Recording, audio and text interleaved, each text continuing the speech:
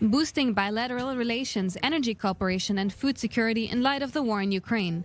Russia's Foreign Minister Sergei Lavrov is in Baghdad, Iraq, with a delegation from oil and gas companies. His Iraqi counterpart promised to try and get hurdles for future intensified cooperation out of the way, as Russia has been sanctioned by the US and EU for its invasion of Ukraine in February last year.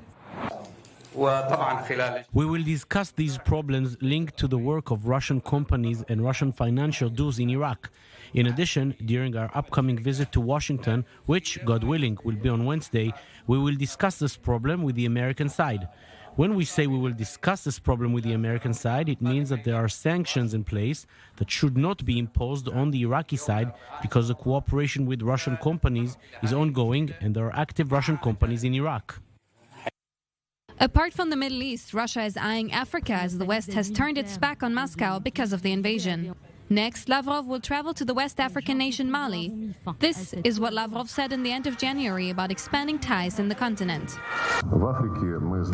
We know the Americans, the British and other European delegations regularly appear in Africa and with persistence worthy of a better application demand that African countries not cooperate with the Russian delegation, by which the West understands the restoration by and large of colonial dependencies in a new form. It's the first time a Russian foreign minister is visiting a West African country. Mali is ruled by the military junta that came to power after a coup in 2020 and is believed to be battling Islamist insurgents with the aid of Russian mercenaries.